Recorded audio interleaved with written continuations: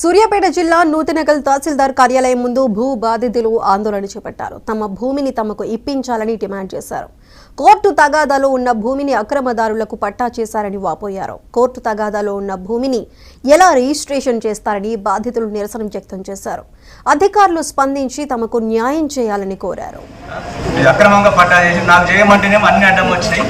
అది ఉంది ఇది ఉంది నేను చేయను అని చెప్పేసి అన్నారు. ఇప్పుడు వాళ్ళ పేరు మీద చేశారు. నేను ప్రజావాణిలో కూడా పెట్టిన ప్రజావాణి సంబంధించిన లెటర్ కూడా ఉంది. అయినా ఇప్పుడు ఎంఆర్ఓ గారు దాన్ని పట్టించుకోలేదు. మన ఇక్కడికి వచ్చి ఇది చేయమని అడిగితే నేను చేయను ఏం చేసుకోపో అని చెప్పి అనడం జరిగింది. మరి ఈ రకంగా ఇప్పుడు నన్ను 7 సంవత్సరాల నుంచి ముప్పు తిప్పలు పెట్టారు. అప్పటి నుంచి ఇప్పటి వరకు నేను చాలా నష్టపోయినా. అంతేకాదు నా ఇల్లు కూడా అమ్ముకొని ఖర్చులో పెట్టాల్సి వచ్చింది.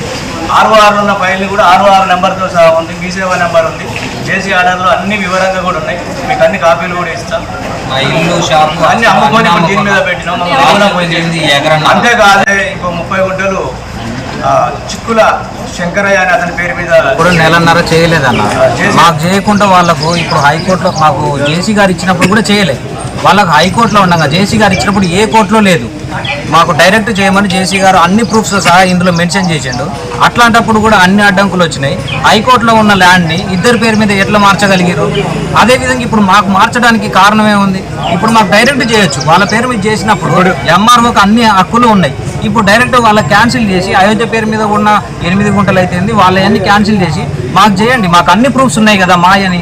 బేసిక్ నుంచి ఆర్ఐ గారు అందరూ ల్యాండ్ దగ్గరికి వచ్చి సర్వే రిపోర్ట్స్ కూడా ఇచ్చారు. ఇది మొరిగాల రమేష్దే, ఓకే ఆయనే ఉన్నాడు, హక్కుదారి ఆయనే. ఎన్ని సంవత్సరాల నుంచి 2013 నుంచి కూడా కొన్నప్పటి నుంచి ఆయనే చేసుకుంటాడు అనేది అన్ని కూడా అక్కడికి వచ్చి చేసిరు.